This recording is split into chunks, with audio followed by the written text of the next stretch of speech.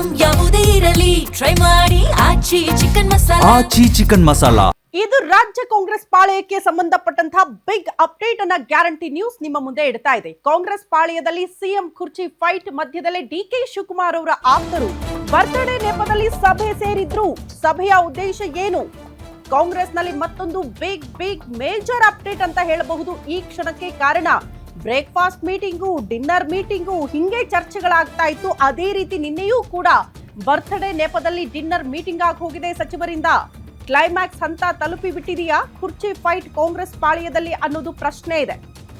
ಇಷ್ಟು ದಿನ ತೆರೆ ಮರೆಯಲ್ಲೇ ಇದ್ದ ಅಸಮಾಧಾನ ಈಗ ಕಂಪ್ಲೀಟ್ ಆಗಿ ಬಹಿರಂಗಗೊಂಡಿದೆ ಕಾಂಗ್ರೆಸ್ನಲ್ಲಿ. ಡೈರೆಕ್ಟ್ ಆಗಿಯೇ ಹೈಕಮಾಂಡ್ಗೆ ವಾರ್ನಿಂಗ್ ಅನ್ನ ರವಾನೆ ಮಾಡ್ತಿದ್ದಾರೆ ಸಚಿವರು ಅನ್ನೋದು ಪ್ರಶ್ನೆ. ಏಕಾಏಕಿ ಡಿಸಿಎಂ ಡಿಕೆ ಶಿವಕುಮಾರ್ ಬಣದಿಂದ ಡಿನ್ನರ್ ಮೀಟಿಂಗ್ ಮಾಡುವ ಉದ್ದೇಶ ಏನು ಹಾಗಾದ್ರೆ? ಬೆಂಗಳೂರಿನ ಖಾಸಗಿ ಹೋಟೆಲ್ನಲ್ಲೇ ಡಿಕೆ ಬೆಂಬಲಿಗರು ನಿನ್ನೆ ಸಭೆ ಸೇರಿದ್ರು. ಕೇಳಿದ್ರೆ ಬರ್ತ್ಡೇ ಇತ್ತು, ಬರ್ತ್ಡೇಗೋಸ್ಕರ ಸೇರಿದ್ವಿ ಅಂತ ಹೇಳಿದ್ರು. 30ಕ್ಕೂ ಹೆಚ್ಚು ಶಾಸಕರು ಈ ಡಿನ್ನರ್ ಮೀಟಿಂಗ್ ನಲ್ಲಿ ಭಾಗಿಯಾಗಿದ್ರು. ಅದರಲ್ಲಿ ಇದ್ದಂತಹ ಅಷ್ಟು ಜನ ಶಾಸಕರು, ಸಚಿವರು ನೀವು ಗಮನಿಸಿದ್ರೆ ಎಲ್ಲರೂ ಕೂಡ ಡಿಕೆ ಶಿವಕುಮಾರ್ ಅವರ ಆಪ್ತರೇ. ದೃಶ್ಯ ನೋಡ್ತಾ ಇದ್ದೀರಿ. 10ರಿಂದ 15 ಜನ ಅಂತ ಹೇಳ್ತಾ ಇದ್ರು, ಬಟ್ 30ಕ್ಕೂ ಹೆಚ್ಚು ಜನ ಸೇರಿದ್ರು ಅಂತ ಹೇಳಲಾಗ್ತಾ ಇದೆ. ಬಟ್ ಅದಕ್ಕೆ ಸಂಬಂಧಪಟ್ಟಂತಹ ಎಕ್ಸ್ಕ್ಲೂಸಿವ್ ಫೋಟೋವನ್ನ ಗ್ಯಾರಂಟಿ ನ್ಯೂಸ್ ನಿಮ್ಮ ಮುಂದೆ ಇಡ್ತಾ ಇದೆ. ಸಿಪಿ ಯೋಗೇಶ್ವರ್ ಆದಿಯಾಗಿ ಎಲ್ಲಾ ಸಚಿವರು, ಶಾಸಕರುಗಳು ಕೂಡ ಭಾಗಿಯಾಗಿರುವಂತಹ ದೃಶ್ಯ. ಕೇಳಿದ್ರೆ ಬರ್ತ್ಡೇ ನೆಪ, ಬಟ್ ಈ ರೀತಿ ಒಗ್ಗಟ್ಟಾಗಿ ಅದು ಕೂಡ ಡಿಕೆ ಶಿವಕುಮಾರ್ ಅವರ ಬೆಂಬಲಿಗರು ಮಾತ್ರ ಸೇರೋದಕ್ಕೆ ಕಾರಣ ಏನು? ಯಾಕೆ ಬರ್ತ್ಡೇ ಮೀಟಿಂಗು ಅಥವಾ ಬರ್ತ್ಡೇ ಪಾರ್ಟಿ ಅಂತ ಅಂದ್ರೆ ಸಿದ್ದರಾಮಯ್ಯನವರ ಆಪ್ತರು ಯಾರು ಕೂಡ ನೆನಪಾಗ್ಲಿಲ್ವಾ ಅನ್ನೋದು ಪ್ರಶ್ನೆ ಇದೆ. ಅವ್ರನ್ನ ಕೂಡ ಕರಿಬಹುದಾಗಿತ್ತು ಒಂದೇ ಪಕ್ಷ. ಆದ್ರೆ ಜಸ್ಟ್ ಡಿಕೆ ಶಿವಕುಮಾರ್ ಅವರ ಆಪ್ತ ಬಳಗದಲ್ಲಿ ಗುರುತಿಸಿಕೊಂಡಂತಹ ಶಾಸಕರು, ಸಚಿವರು ಒಂದೆಡೆ ಸೇರ್ತಾರೆ ಅಂದ್ರೆ ಬರ್ತ್ಡೇ ನೆಪ. ಬಟ್ ಅಲ್ಲಿ ಆಗಿರುವಂತಹ ಚರ್ಚೆಗಳು ಏನು? ಈ ಮೂಲಕ ಏನಾದ್ರೂ ಹೈಕಮಾಂಡ್ಗೆ ಸಂದೇಶ ರವಾನೆ ಮಾಡಿದ್ರ ಅನ್ನೋದು ಪ್ರಶ್ನೆ ಇದೆ. ಮತ್ತೊಂದು ಅಪ್ಡೇಟ್ ಇದೆ ಇದೇ ವಿಚಾರಕ್ಕೆ ಸಂಬಂಧಪಟ್ಟಂತೆ. ಪಟ್ಟದ ಫೈಟ್ ಹೈಕಮಾಂಡ್ ಮುಂದೆ ಪರೇಡ್ ಆಗೋದು ಫಿಕ್ಸ್ ಅಂತೆ. ಬಹಳ ದಿನಗಳಿಂದ ಈ ರೀತಿ ಪ್ಲಾನ್ ಆಗ್ತಾ ಇತ್ತು. ಮೋಸ್ಟ್ಲಿ ಈಗ ಅದು ಎಕ್ಸಿಕ್ಯೂಟ್ ಆಗಬಹುದು ಅಂತ. ನಾಯಕತ್ವ ಬದಲಾವಣೆಗೆ ಪಟ್ಟು ಹಿಡಿದಿರುವ ಡಿಸಿಎಂ ಡಿಕೆ ಶಿವಕುಮಾರ್ ಬಣ ಒಪ್ಪಂದದ ಪ್ರಕಾರ ಡಿಕೆ ಶಿವಕುಮಾರ್ ಅವರನ್ನ ಸಿಎಂ ಮಾಡಲೇಬೇಕು ಅಂತ ಪಟ್ಟು ಹಿಡಿದಿದ್ದಾರೆ. ಹೈಕಮಾಂಡ್ ಮುಂದೆ ಪರೇಡ್ಗೆ ಸಜ್ಜಾಗಿದ್ದಾರಂತೆ ಶಿವಕುಮಾರ್ ಆಪ್ತರು. 50ರಿಂದ 60 ಶಾಸಕರಿಂದ ದೆಹಲಿ ದಂಡಯಾತ್ರೆಗೆ ಡಿಕೆ ಶಿವಕುಮಾರ್ ಅವರ ಟೀಮ್ ಡೇಟ್ ಫಿಕ್ಸ್ ಮಾಡಿಕೊಂಡಿದೆ ಅನ್ನೋದರ ಡೀಟೇಲ್ಸ್ ಇದು. ಡಿಕೆ ಶಿವಕುಮಾರ್ಗೆ ಸಿಎಂ ಸ್ಥಾನ ಕೊಡ್ಲೇಬೇಕು ಅಂತ ಆಪ್ತರು ಪಟ್ಟು ಹಿಡಿದಿದ್ದಾರೆ.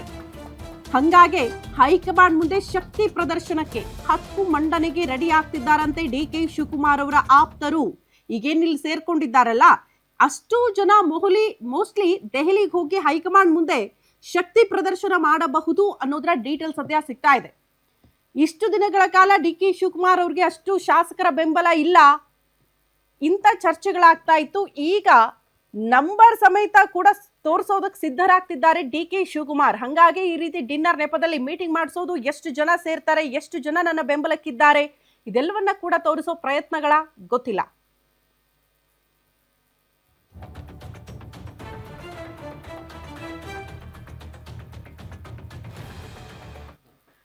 ನಮ್ಮ ಸ್ಪೆಷಲ್ ಕರೆಸ್ಪಾಂಡೆಂಟ್ ವೀರೇಶ್ ತಾನಿ ಪ್ರಮುಖವಾಗಿ ಕದಲೂರು ಉದಯ್ ಅವರನ್ನ ಮಾತನಾಡಿಸಿದ್ದಾರೆ ಈ ವಿಚಾರಕ್ಕೆ ಸಂಬಂಧಪಟ್ಟಂತೆ. ಕಾರಣ ನಿನ್ನೆ ಕೂಡ ಅವರು ಮೀಟಿಂಗ್ ನಲ್ಲಿ ಭಾಗಿಯಾಗಿದ್ರು. ಏನ್ ರಿಯಾಕ್ಷನ್ ಕೊಟ್ಟಿದ್ದಾರೆ ನೋಡ್ಕೊಂಡು ಬರೋಣ. ನಮ್ಮ ಜೊತೆಗೆ ಇದೀಗ ಶಾಸಕರಾದಂಥ ಉದಯ್ ಕದಲೂರು ಅವರಿದ್ದಾರೆ, ಅವ್ರನ್ನು ಸಹ ಮಾತಾಡಿಸ್ತೀನಿ. ಸರ್, ನಾಯಕತ್ವ ಬದಲಾವಣೆ ವಿಚಾರಕ್ಕೆ ಸಂಬಂಧಿಸಿದಂತೆ ಒಂದು ಸ್ಪಷ್ಟತೆ ಬೇಕು, ಹೈಕಮಾಂಡ್ ಅನ್ನ ಭೇಟಿ ಮಾಡ್ತೀವಿ ಅಂತ ಹೇಳಿದ್ರಿ, ಏನ್ ಹೇಳ್ತೀರಿ? ಅಲ್ಲ, ಈಗ ವಿರೋಧ ಪಕ್ಷದವರು ಇದನ್ನೊಂದು ಆಹಾರ ಮಾಡ್ಕೊಂಡು ದಿನನಿತ್ಯ ಟಿವಿ ಮಾಧ್ಯಮದಲ್ಲಿ ಇದೇ ವಿಚಾರದ ಬಗ್ಗೆ ಚರ್ಚೆ ಮಾಡ್ತಾರೆ. ಅವರೇ ಏನೋ ನಮ್ಮ ಪಾರ್ಟಿನ ಅವರೇ ನಿರ್ಧಾರ ಮಾಡೋ ಥರ ಬಿಂಬಿಸ್ತಾರೆ. ಇಲ್ಲೇನೋ ಗೊಂದಲ ಇದೆ ಅನ್ನೋದನ್ನ ಸೃಷ್ಟಿಸ್ತಾ ಇದ್ದಾರೆ.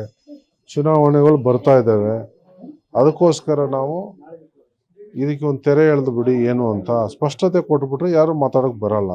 ಹೈಕಮಾಂಡ್ ಭೇಟಿ ಮಾಡೋ ವಿಚಾರ ಇದೆಯಾ? ಅನಿವಾರ್ಯ ಆದರೆ ಭೇಟಿ ಮಾಡ್ತೀವಿ, ಹೋಗ್ತೀವಿ. ನಮ್ಮೆಲ್ಲ ಶಾಸಕರು ಕಾಂಗ್ರೆಸ್ ಪಕ್ಷ ಹೋಗ್ತೀವಿ. ನಾವು 140 ಜನ ಇದೀವಿ. ಅಟ್ ಎ ಟೈಮ್ ಎಲ್ಲರೂ ಹೋಗಕ್ಕಾಗಲ್ಲ, ಒಂದು 50-60 ಜನ ಹೋಗ್ತೀವಿ. ಬಜೆಟ್ಗೂ ಮುಂಚಿತವಾಗಿ ಹೋಗುವಂತ ಯೋಚನೆ ಏನಾದರೂ ಇದೆಯಾ? ಮೋಸ್ಟ್ಲಿ ಆಫ್ಟರ್ ಬಡ್ಜೆಟೇ ಹೋಗ್ಬೋದು. ಬಡ್ಜೆಟ್ ಮುಗಿಸ್ಕೊಂಡೇ ಹೋಗ್ತೀವಿ. ಒಂದು ಕಡೆ ಸಿಎಂ ಸಿದ್ದರಾಮಯ್ಯನವರ ಜೊತೆಗಿರ್ತಕ್ಕಂಥವ್ರು ಸಿದ್ದರಾಮಯ್ಯನವರೇ 5 ವರ್ಷಗಳ ಕಾಲ ಪೂರ್ಣಾವಧಿಯಾಗಿ ಮುಂದುವರಿತಾರೆ ಅಂತ ಹೇಳ್ತಾರೆ. ಇನ್ನೊಂದು ಕಡೆ ನೀವು ಸಹ ಡಿಸಿಎಂ ಡಿಕೆ ಶಿವಕುಮಾರ್ ಅವರು ಪಕ್ಷಕ್ಕೆ ದುಡಿದಿದ್ದಾರೆ, ಅವ್ರಿಗೊಂದು ಅವಕಾಶ ಬೇಕು ಅಂತ ಕೇಳ್ತಾ ಇದ್ದೀರಾ? ಅವ್ರಿಗೆ ಅವಕಾಶ ಬೇಕು ಅನ್ನೋದು ಕೇಳ್ತೀವಿ. ಬೇಕು ಅದು, ಅದರಲ್ಲೇನು ಎಣ್ಣೆ ಮಾತಿಲ್ಲ. ಸೊ ನಾವಿನ್ನೇನು ಯಾರ ಬಗ್ಗೆ ವಿರೋಧ ಏನಿಲ್ಲ, ಸಿದ್ದರಾಮಯ್ಯನವ್ರ ಬಗ್ಗೆ ವಿರೋಧನೋ ಇನ್ನೊಂದು ಇಲ್ಲ. ಇವ್ರಿಗೆ ಭಾಳಷ್ಟು ಶ್ರಮಪಟ್ಟು ಪಕ್ಷವನ್ನು ಬಲಪಡಿಸಿದ್ದಾರೆ. ಕಷ್ಟ ಟೈಮಲ್ಲೆಲ್ಲ ಪಕ್ಷಕ್ಕೆ ಮುಜುಗರ ಆಗದಂಗೆ ಪಕ್ಷನ ಎಲ್ಲ ಹಂತದಲ್ಲೂ ಸಕ್ಸಸ್ ಆಗಲಿಕ್ಕೆ, ಗೆಲುವಿಗೆ ಭಾಳ ಪ್ರಮುಖ ಪಾತ್ರ ವಹಿಸಿದ್ದಾರೆ. ಮತ್ತು ಹೆಚ್ಚು ಹಾರ್ಡ್ ವರ್ಕ್ ಮಾಡಿ ಪಕ್ಷ ಸಂಘಟನೆ ಮಾಡ್ತಾರೆ.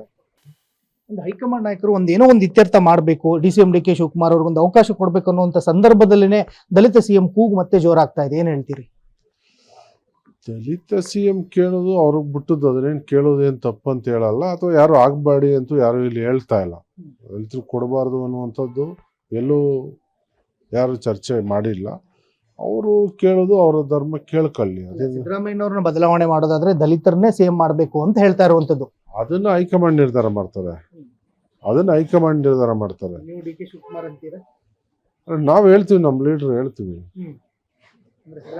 DK ಶಿವಕುಮಾರ್ ಹಂಗಲ್ಲ, ಹೌದು ಆಗ್ಲೇಬೇಕು. ಈಗ ಇವತ್ತು ಇಷ್ಟೆಲ್ಲ ಹೊಡೆತದ ಮೇಲೆ ಹೊಡೆತ ತಿಂದು ಅವರು ಪಕ್ಷಕ್ಕೋಸ್ಕರ ಇಷ್ಟೆಲ್ಲ ತ್ಯಾಗ ಮಾಡಿ ಕೇಸ್ ಹಾಕ್ಸ್ಕೊಂಡು ಇಷ್ಟೆಲ್ಲ ಮಾಡಿ ಹಂಗೂ ಎದುರ್ದೇನೆ ಎದೆಗುಂದೇನೆ ಪಕ್ಷ ಸಂಘಟಿಸಲು ಯಶಸ್ವಿಯಾಗಿದ್ದಾರೆ. ಅವ್ರಿಗೆ ಅವಕಾಶ ಕೊಡಲೇಬೇಕು. ಮುಂದಿನ ವಾರ ಹೋಗ್ತೀರಾ ಸರ್ ಏನಾದ್ರು ದೆಹಲಿಗೆ? ನಾಯಕತ್ವ ಬದಲಾವಣೆ ಬೇಕಂತೀರೋ ಅಥವಾ ಒಂದು ಸ್ಪಷ್ಟತೆ ಬೇಕಂತೀರೋ? ನಾವು ಸ್ಪಷ್ಟತೆ ಕೇಳ್ತೀವಿ. ಹೋಗಿದ್ರೆ ನಿಮ್ಗೆಲ್ಲ ಹೇಳ್ಬಿಟ್ಟೆ ಹೋಗ್ತೀವಿ, ಕದ್ದು ಹೋಗಲ್ಲ. ಇದಿಷ್ಟು ಶಾಸಕರಾಗಿರ್ತಕ್ಕಂಥ ಉದಯ್ ಕದಲೂರ್ ಅವರ ಮಾತುಗಳು. ಕ್ಯಾಮರಾಮನ್ ಅಜಯ್ ಜೊತೆ ವೀರೇಶ್ ದಾನಿ, ಗ್ಯಾರಂಟಿ ನ್ಯೂಸ್, ಬೆಂಗಳೂರು.